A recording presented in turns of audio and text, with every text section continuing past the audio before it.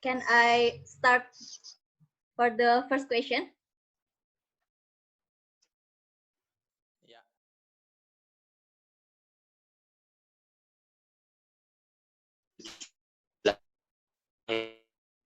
Di interpreter. Jadi 2 tahun saya hidup di Jepang. Ya. Nah, setelah itu saya kan harus mempelajari banyak tentang bahasa Jepang waktu itu. Nah, saya berguru dengan banyak guru di sana dengan mengembangkan saya yang waktu itu saya berguru dengan 2 guru yang profesional terkait saya Allah fasih untuk digunakan sebagai penerjemah waktu itu. Saya menjadi interpreter itu menerjemahkan mubalik tentang keamanan di Jepang yang waktu itu dakwahnya memakai bahasa Jepang sehingga Indonesia waktu itu orang Indonesia. Setelah saya selalu berkelanjutan mempelajari bahasa Jepang agar semakin mengasah kemampuan penerjemahan itu. Oh ya. Yeah. So, what the challenge are your difficult of an interpreter? Jadi kayak kesulitan apa yang pernah kamu alami gitu pas kamu jadi interpreter? Yang pertama, ketika penerjemah itu ngomongnya cepat. Yang cepat tentu membutuhkan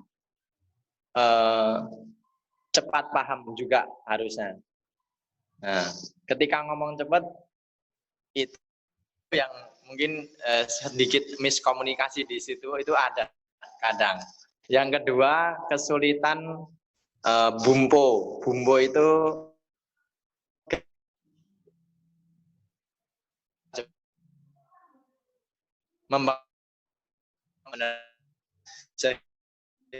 ketika kita improvisasi kita Indonesia itu 2 hal itu mungkin ya, ngomongnya cepat terus grammarnya yang susah itu.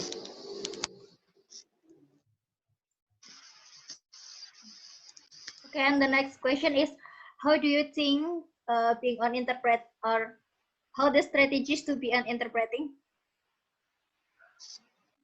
Kayak kalau mau jadi interpreter gimana?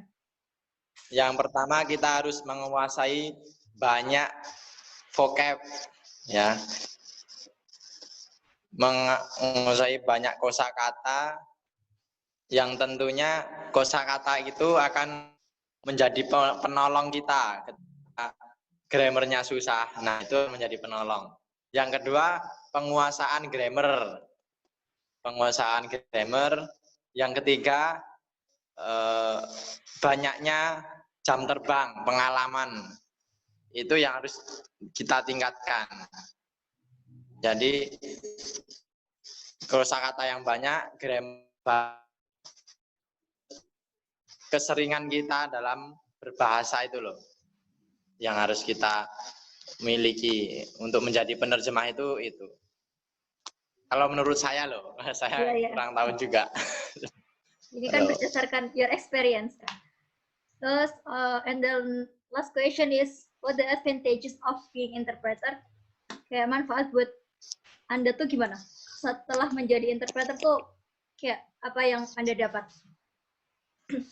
Yang pertama, saya merasa percaya diri ketika berbahasa.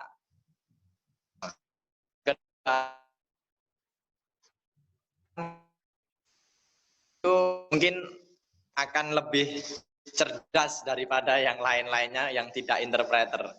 Karena kesulitan bahasa Jepang itu memang tinggi gitu loh.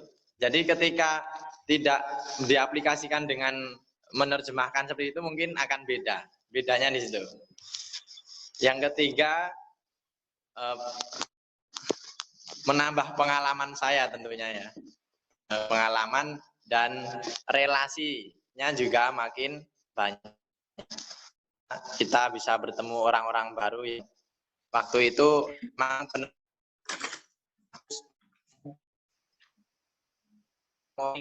gitu, orang-orang asing yang berbahasa Jepang, terus saya ke orang-orang Indonesia gitu.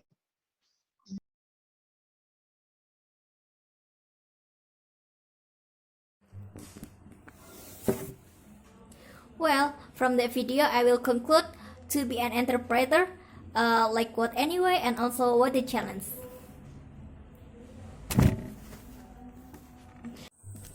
Bismillahirrahmanirrahim. Assalamualaikum warahmatullahi wabarakatuh. My name is Salma Nur Hanifah. My study number is 201H100H1. Okay, here I want to summarize about the video. He has been an interpreter in Japan for about 2 years. He studied Japanese since June 2040. During his time as an interpreter in Japan, he often translates about preaching to Islam, which was conveyed by several people from Indonesia to preach. He often translates from Indonesia to Japanese and from Japanese to Indonesia. And he said the difficult or the challenge when he often experienced when he become a translator is when the speaker is very fast when speaking. Also about the grammar, which is difficult to understand. And being an interpreter, what must we prepare for become an interpreter? He said we must start off a vocabulary, because the vocabulary is one way to easily understanding foreign language. And also we must understand about the grammar, and we must have a lot for experience, especially in listening and speaking skills. Okay, and he also said after he becoming an interpreter, he feel himself more confident and also a lot experience and add relationship with new people. Maybe that's all from me. Thanks. Wassalamualaikum warahmatullahi wabarakatuh.